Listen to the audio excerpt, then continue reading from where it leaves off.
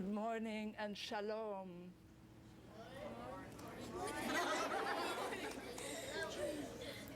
Does someone here know what the meaning is of the word shalom? It's also good morning, but it has a very beautiful meaning, because what I'm saying to all of you is, may peace be with you. Isn't that beautiful? And before I tell my story today, I'd like to ask all of you a question. Is there somebody here who has a fear of speaking in public?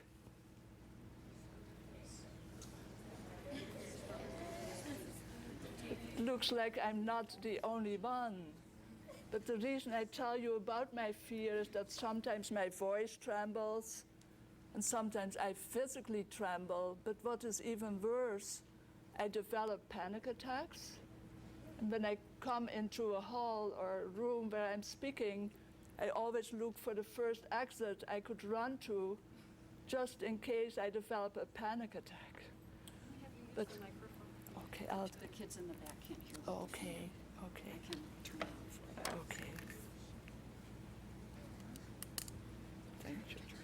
Thank you very much.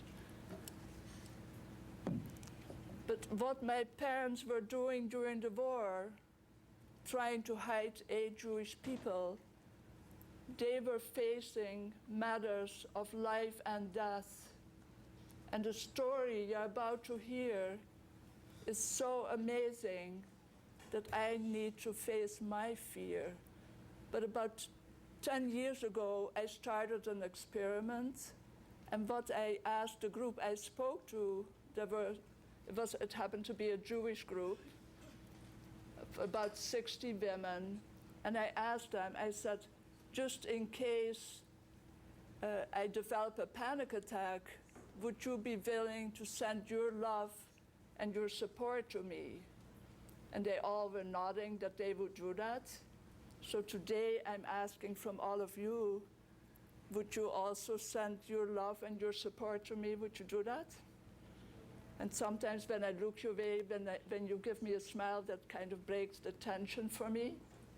But also something really funny happens, because now I decided, first of all, that I don't want to wait for a panic attack. I would like to ask that you send your love and your support right now.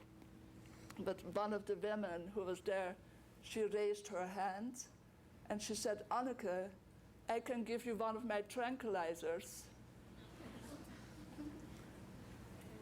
And before I share a little bit more about the story, and I call it a story of hope, that there are those among us who will lay down their life for yours or mine, just as our soldiers who are fighting for us today, so we have the freedom to meet here, are fighting and willing to give their life. But I'd like to tell you just a little bit more about my parents and what it was they had in common that gave them the courage to stand up to someone as evil as Hitler. And what my parents shared in common was, one thing was very wonderful. My mother's name is Chippewa, and my father's name is Burke. When my mother was only a year and a half old, she had already 2 brothers and 1 sister.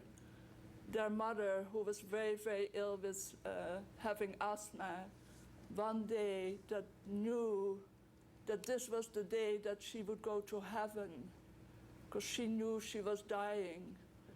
But when my grandmother took her little 1.5-year-old baby Helge in her arms to say goodbye to her, what my grandmother did not know was that God had a mission for her little baby Helge. And now I'd like to take you to my father's home. My father had 5 siblings. He was the 2nd oldest. The oldest was actually his sister. And when he was almost 10 years old, also his mother became very, very seriously ill. And all the children were sent away from the home. And when they came back 1 month later, there was an empty chair around the table because their mother had died. And what my grandmother did not know was that God also had a mission for her young Wopke Kooistra. But the one thing that my mother did not have in common with my father was actually that my father grew up and became a very, very rebellious child. He was not afraid of anything or anyone. But how God could take this rebellious child and use that rebellion for good things like helping the Jewish people. My grandfather used to speak to my father and say, someday you'll end up in a juvenile home. And it's so amazing because in 1983, the end of the year, both my parents were honored by the Queen of Holland. And I remember thinking that I wish my grandfather, who thought that his son was going to end up in a juvenile home, that he was being honored by the Queen of Holland.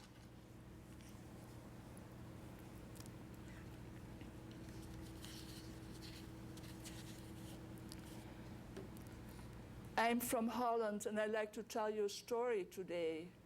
And this may sound strange to all of you, but even to me, this is like a story. When in 1942, my parents started to hide Jewish people, my mother was only 27 years old, my father 35 years old.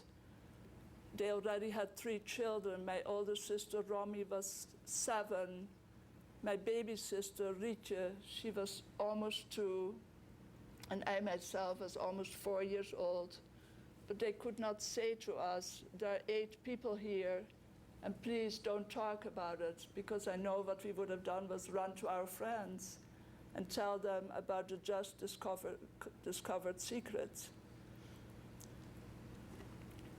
And what I like to do is I'm going to invite all of you on a trip with me to Holland. Does that sound good? Would you like to go with me to Holland? Because I'm inviting all of you to go with me and visit my house. And what we're doing, we're going to the city of Utrecht, and we're looking for the southern part of my city. And when we enter the street, we're looking for the street named Spaarnestraat. And as we walk in, there's a bit of a curve, and 3 houses from the curve is my house. We're looking for number 61. And when you walk into the street, what you notice is that when I say to you, like townhouses, the next door neighbor's wall is also our wall. So that we lived in very close quarters. And what I like to do is I'm inviting you to come with me to the front door. And what you see is a long L-shaped hallway. And just before you turn to the left, you see the door that goes to our bathroom. And then the door next to that, I take you into that small kitchen. And what you notice is that it's very, very tiny, but I want you to also pay attention to the water that you see in our kitchen, because besides the water in our bathroom, that is the only running water this house has. There is no shower and there is no bathtub. And then I'd like to take you back into the hallway, and there you see another room right next door to the kitchen. And the room is a very small, square room. And before the Jewish people came to my house, that used to be our dining room.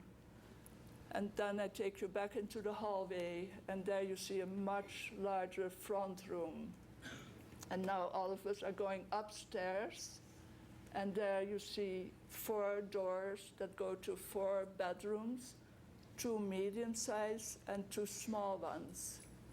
And then I take you on another flight of stairs, and these are the kind of stairs that are removable. And they came in that was a real wonderful thing to have the attic. And I'd like to take you into the attic.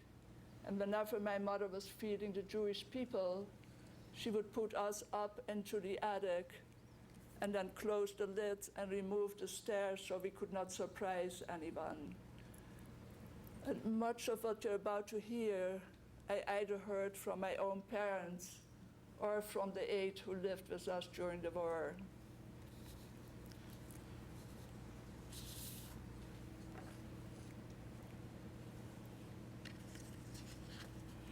I think this is the first time I have a microphone like this, so if I don't do very well, please forgive me.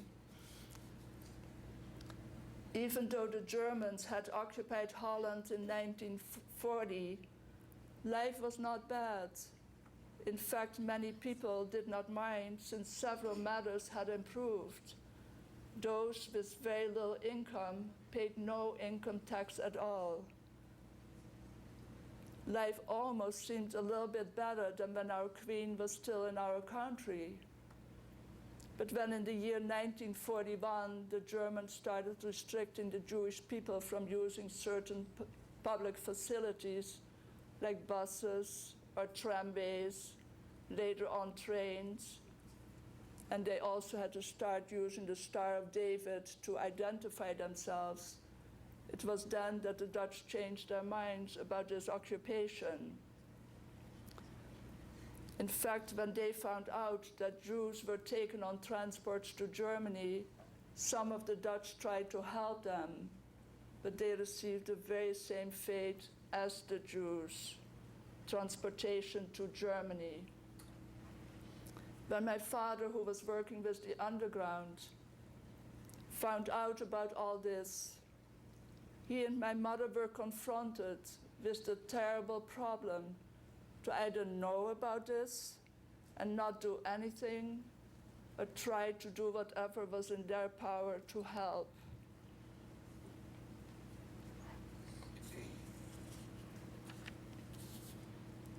One of the first people who came to my house was a gentleman by the name Mr. Palm. He was in his mid-60s. His wife no longer was alive.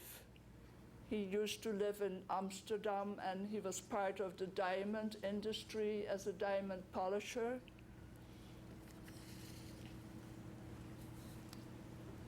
Maybe about 4 months passed after he arrived at my house, and my father was told by the underground that he needed to go to the railroad station, and he would be looking there for a Jewish man. But instead of finding only one person, my father found actually 3 people waiting for him: a mother and a father, Mr. and Mrs. Hans, with their 22-year-old daughter. My father could not say to them, "I only would like one person to go with me." So all 3 of them came to my house also. And then some months passed again, and again my father was asked to go back to the railroad station. And this time he was told there was going to be a mom, Mrs. Pereira Cohen, and her 16-year-old daughter, Alice. They would be waiting for him, but since they did not know exactly what my father might look like, they had been told by the underground to say to one another, "Is meneer De Bruin al gekomen? Has Mr. De Bruin arrived already?" And Mr. De Bruin, the name is not my official name, but that was the falsified name my father had on his ID. And suddenly a man stepped up to them and he told them, "Yes, Mr. De Bruin has arrived." And there was great relief in them when they found my father. And what I'd like all of you to imagine is that maybe we can imagine that it was one of us going with our mom or our dad to the railroad station, wondering if the person who is supposed to come and take us home with him, if he's even going to show up. And all they were allowed was to take a small suitcase along with a few belongings.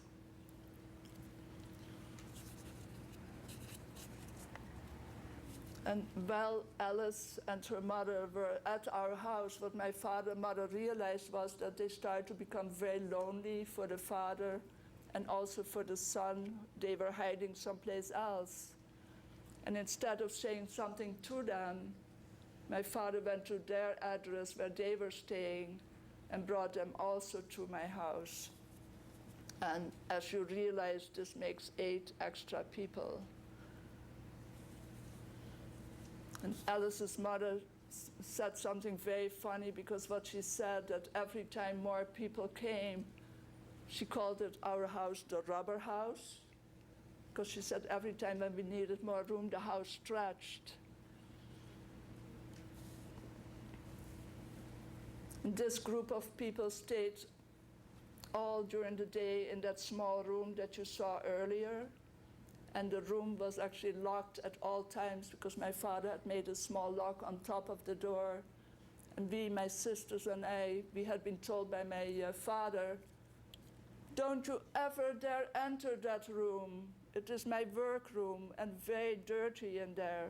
If I catch one of you going into the room, you will be spanked in such a way that you'll never forget it." We never tried to go into that room, never. And we almost walked a little bit away from that door, and we did not find out until the 5th of May, 1945, when the war was over. What my parents realized was that it was not maybe enough for the Jewish people to be able to be in that room. What would happen in case a German soldier would come and search our house? So they started to think that maybe there was a way where they could create a hiding place. What they were able to do, when you walked into that long L-shaped hallway, with the help of a saw, my father was able to make an opening into the floorboard right underneath the stairwell, and also right next to where their room was. And then he also made another opening when you enter the house, right in the front. And once that was done, they were able to take the sand from underneath the floorboards out. And we were blessed also that way, because we had a canal almost like 2 blocks away from us. So during the night, with the help of the Jewish men in our house, they were able to take the pails with the sand and dump it in that canal. And once they were finished, and I'd like to show it to you, the height of the hiding place. From where my hand is to the floor would be the height of the hiding place. So whenever it was used, you actually had to crawl in, and then when you sat up, you could almost feel the floorboard right on top of your head.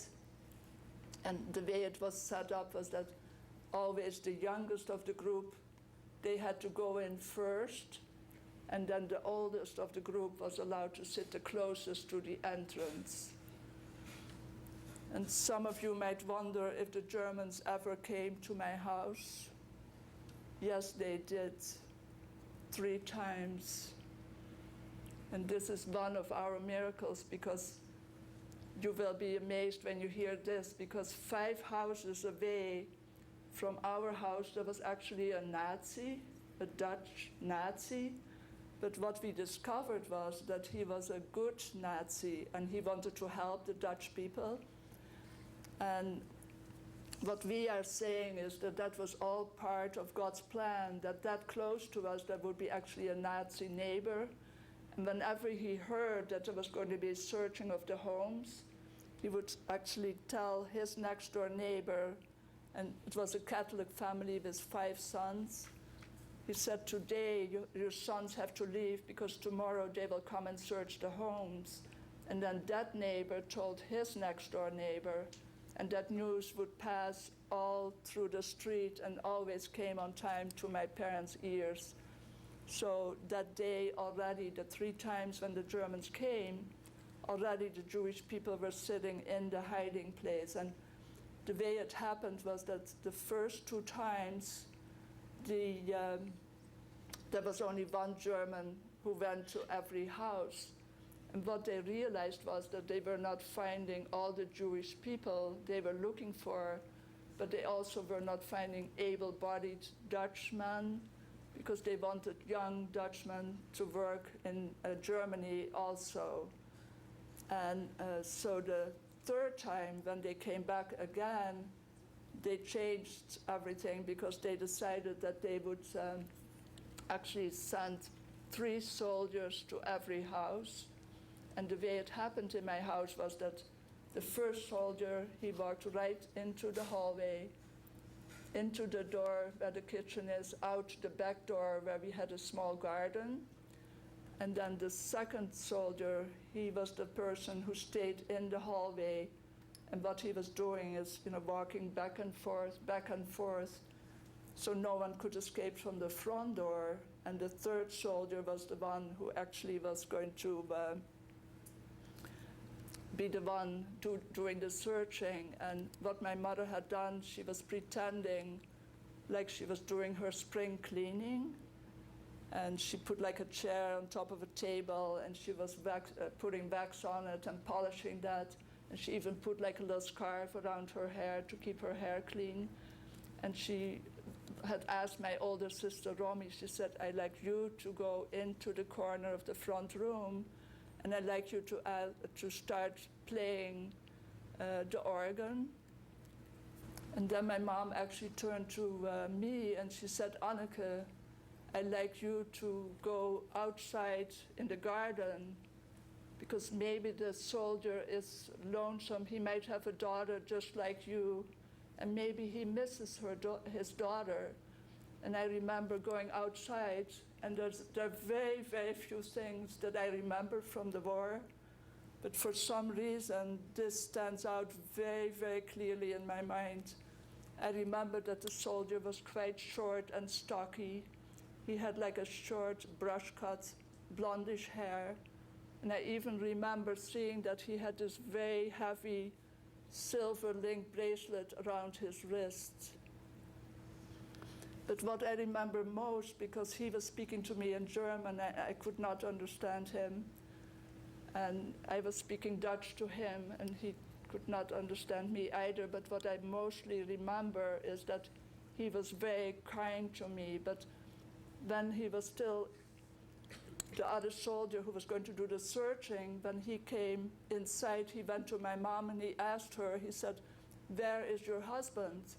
And my mom raised her shoulders and she told him, I have no idea where my husband is. But that was the only time that my father was in the hiding place with the 8 Jewish people as well.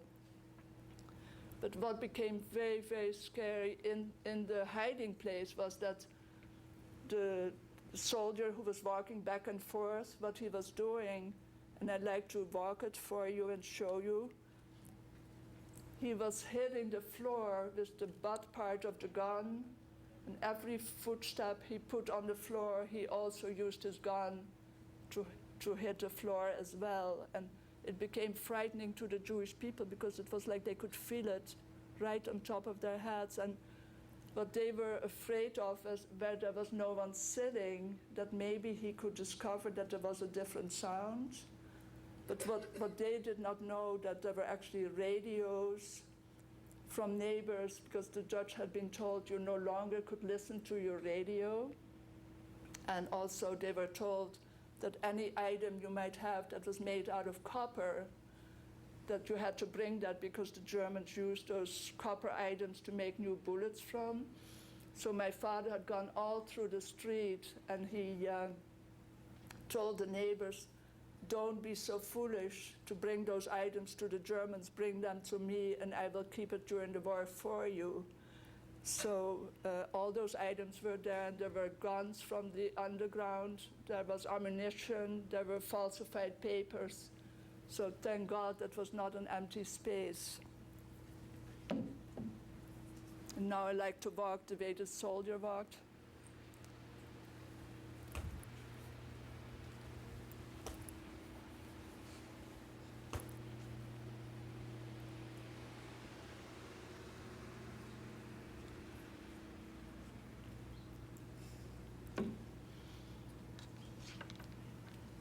One time when I was visiting my parents' home, at that time my father already had died, I remember sitting up in my bedroom and thinking, what would have happened if one of the 8 would have sneezed?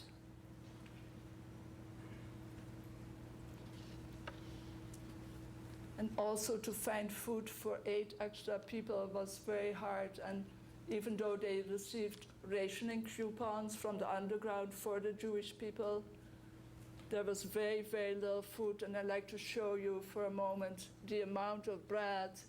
And tomorrow morning, when you maybe have a slice of bread, I'd like you to think about this, because it was very, very small what the Germans allowed the Dutch people to have.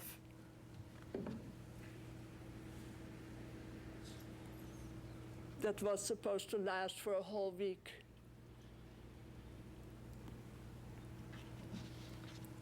So my mother, who had lived on a farm close to our city, would go on a bicycle once a week and ask some of her friends for some food. And they always gave my mom food to take home, but they always gave food for a mother and a father and their 3 children, not for 13. So I remember my mom coming home with a small, freshly baked loaf of bread. And what my father would do is he would slice that into 13 very thin slices. But I heard later on from the Jewish people that always each slice was as thin as the next one, because my father didn't want one of the Jewish people to say to him, that person received a thicker slice than I did. And I did not share with you that my father used to be a baker before the war and before he was part of the underground, but that actually became his full-time job, and those who did become full-time underground workers were actually paid for that, because there were very wealthy owners of factories or businessmen who wanted to be part of the underground, but because of their responsibility, they could not do that, and they gave the money to give to the underground workers. And one of our miracles is that one time to live in our subdivision, because the home I lived in was a rented house. So they were going to announce that there was going to be a church meeting. And to tease the Germans, they had printed large posters, and they made it look like the Dutch flag, red, white, and blue with orange. So it really upset the Germans very, very much. And there was also a poster on our house, on the window. And so one evening, the Germans decided that wherever they found a poster, that they were just going to break the window. And by that time, the Jewish people actually, once we were put to bed, then my mother, when she came downstairs, because we always slept in a locked bedroom, so we could not surprise anyone. So when my mom came downstairs, then she would say loudly, "Good night, children, sleep well." And for the Jewish people, that was the sign that they could unlock the door and they would be allowed to be in that much larger front room. And by that time, when the Germans were breaking the windows, already they were sitting in that front room. The only house where the window was not broken was ours. Very likely, had the German soldier broken the window, I would not be here to tell you this story. And what happened, the soldier actually rang the doorbell and asked my mom if she could come out and remove the poster from that window. I remember speaking at a middle school in Midland, and I received letters from the students, and one of the boys wrote to me. He said, "Anneka, this morning when I came to school, I did not believe in miracles, and now I do." But there was constantly God's protection over that little house and what my parents were doing. One of our other miracles was that one time the father to Bob and Alice, the two teenagers, became very, very sick with pneumonia. And my parents knew if they would not find a doctor that evening that he would die. But our own doctor was very, very ill with TB, and he was himself in the hospital. So they had to take the risk that whoever was on call that evening could be possibly pro-German. And Alice and Bob's father, he looked not anything like me with light skin or blondish. He looked very much like a Jewish person with very dark hair.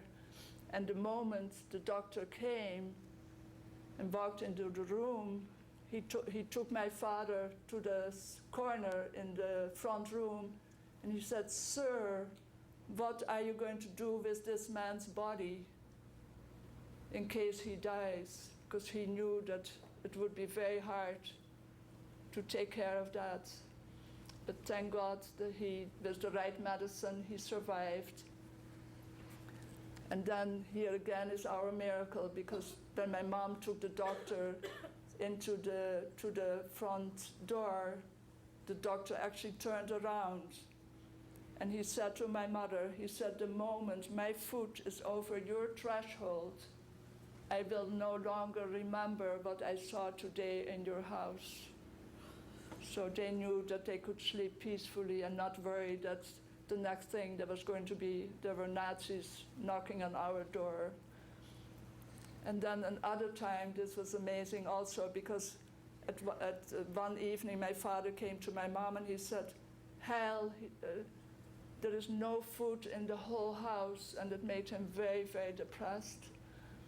And my mother, it is amazing how God put the two of them together, because when my father saw everything dark, my mother always saw light. So my mother once was honored after my father died at the Holocaust Museum, and that took place at the Westin Hotel at the Renaissance Center in Detroit. There were 1,000 people, and I told this story to 1,000 people, how God put them together in such a beautiful way.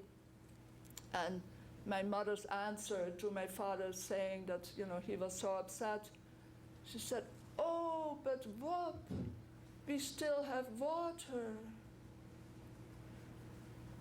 And it was amazing what happened next, because that same evening there was a knock, somebody rang the doorbell, and by the time my mother came to the door, she actually found a package with food. And to this day, we do not know who brought that. I once spoke at a synagogue in Bay City to the Sunday school children, and one of the little boys raised his hand. And he said, "Anneka, do you think that that was an angel?" And I said, "Yes, that was an angel."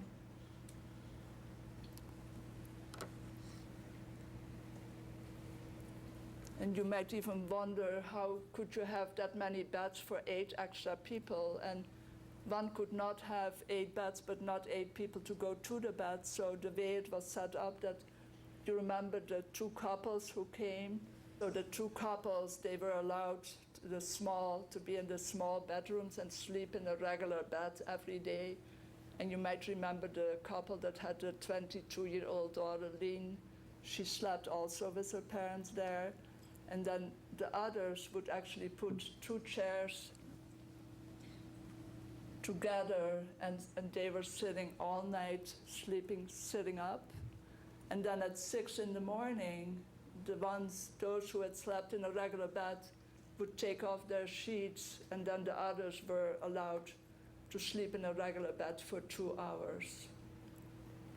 So my mother found out that she was 8 months pregnant before the war ended. And when she went to the doctor, he told my mom, because she had a history of losing her babies, he said to my mom, he said, "Mrs. Koistra, in order for you to keep this baby, you need to stay completely off your feet." Because my mom, before I was born, had a miscarriage and always had very serious problems with the pregnancies. So my mom could not say to our doctor that she was actually taking care of 13 people, And my mom just pretended as if she was not even pregnant. She did everything. And one time when she was looking for food, she was on a bicycle that did not have like a rubber tire. It had like a wooden rim around it. And my mother ended up falling off the bike. And she did not lose my brother. Not only that, later on, if there is enough time, there is a picture I have where you can see all the Jewish people. And this was taken the day after the war was over. My mother looks worse than the Jewish people who were staying with us.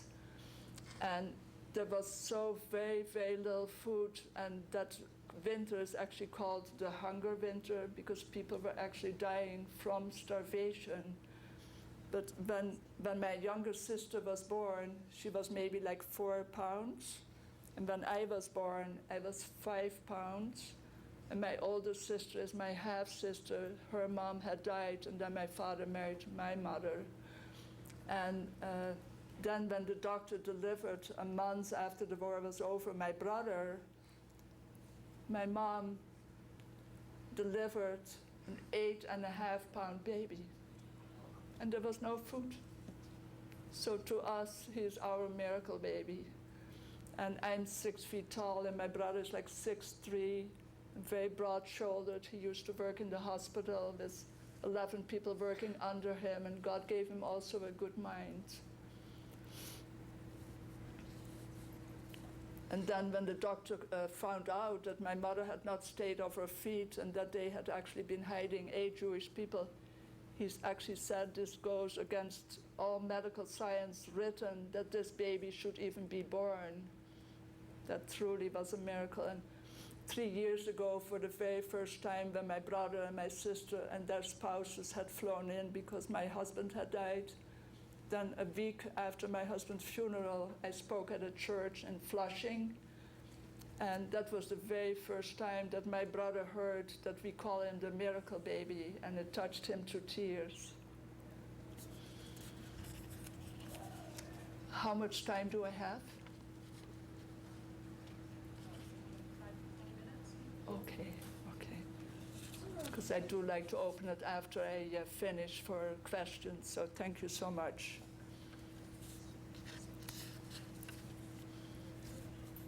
When it was the 5th of May, 1945, about 10 o'clock in the evening, my mother came upstairs and she unlocked our bedroom door and woke us, and she brought us downstairs because that was the end of the war. When we walked into the front room, we saw the 8 Jewish people who had lived with us for close to 3 years. And what I remember as a 6-year-old girl is walking into this room and seeing this crowd of strangers, and everyone was hugging and everyone was kissing one another. And what was in a way a little bit sad, my father was not able to be part of that because he was still with the underground.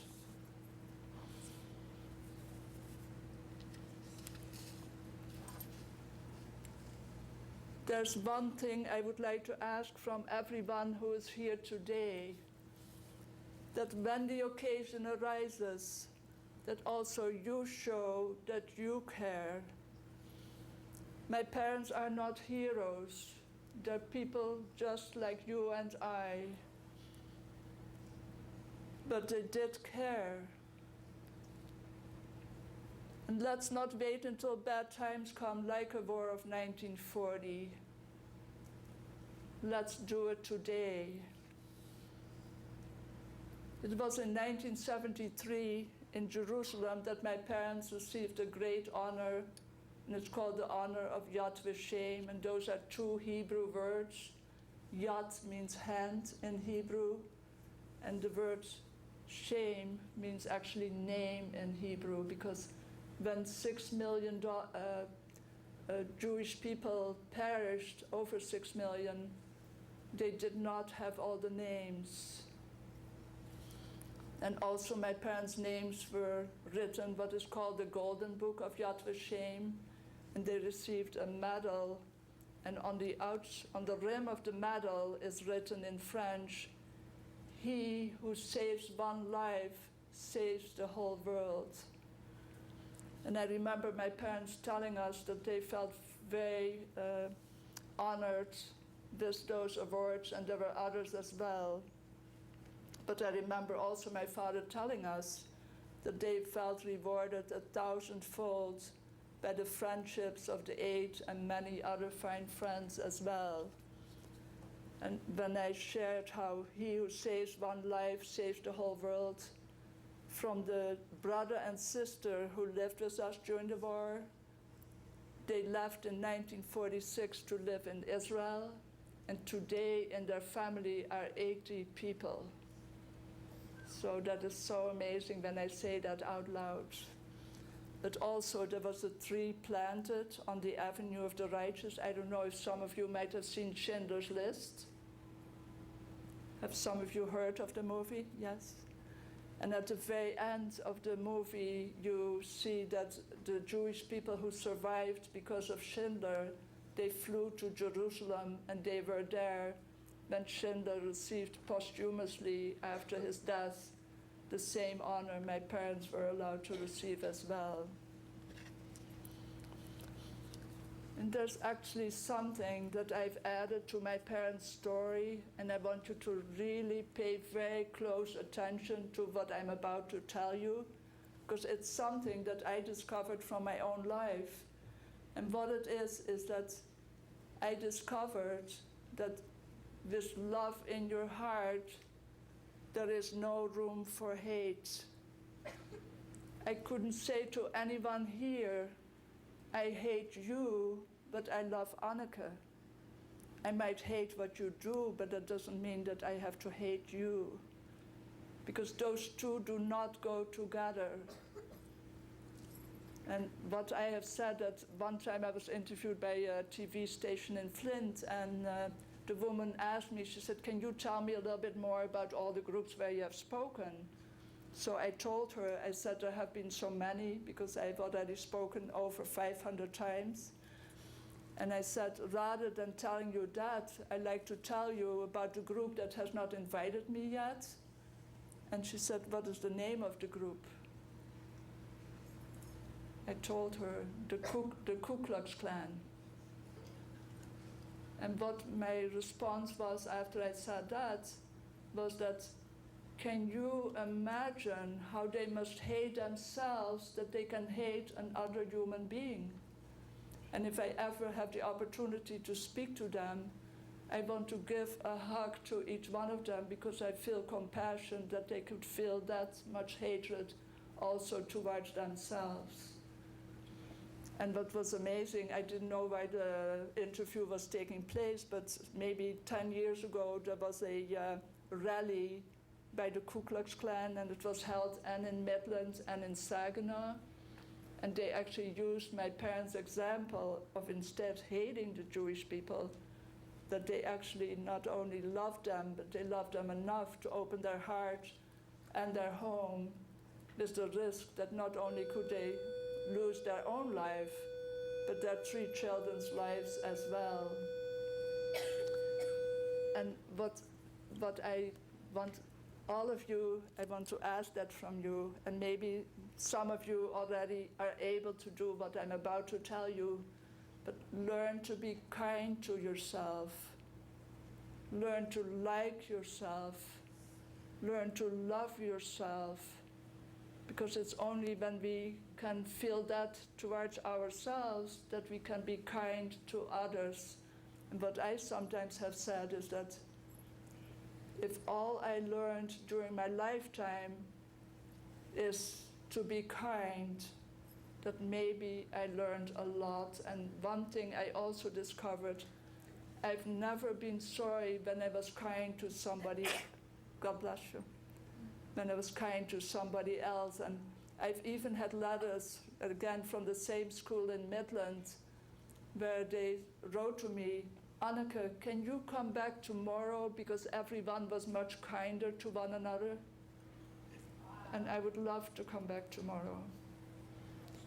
And one time I spoke in Grand Blanc to an elementary school, and one of the classes, they sent me letters, and this one student, she actually wrote to me, she said, the moment I came home from hearing the story, I went to my computer and I emailed the White House. I emailed a letter to the president.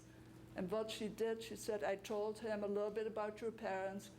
And what she said, that she had the answer to world peace, is love in your heart. And it touched me to tears to see her letter. And then I spoke in New York to a all-Jewish group of students, maybe about 150. And I shared the same story at that Jewish school in New York. And one of the boys also, the students, he wrote to me and he did the very same thing. Because when the girl sent the email to the White House, it was actually President Clinton. Then the boy who lived in New York, he had actually written to President Bush. But wouldn't that be amazing that when we discovered that with love in your heart, there is no room for hate, that could happen, that there are no more wars? Wouldn't that be amazing?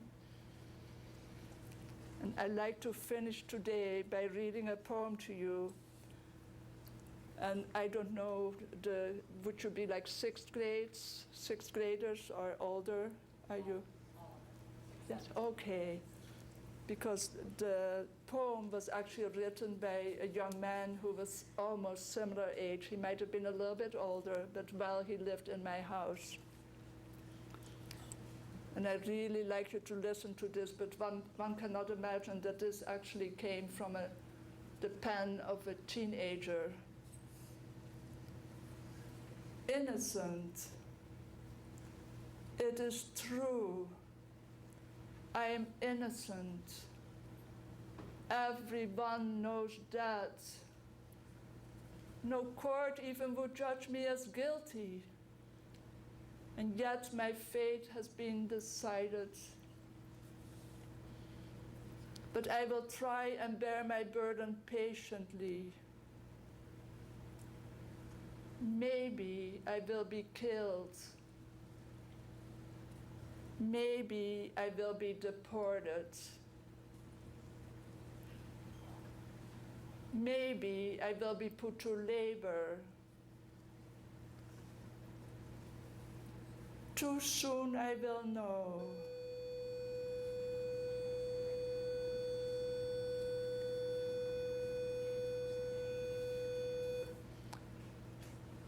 Who am I? I am only a Jew. Thank you, and I wish you shalom. Thank you.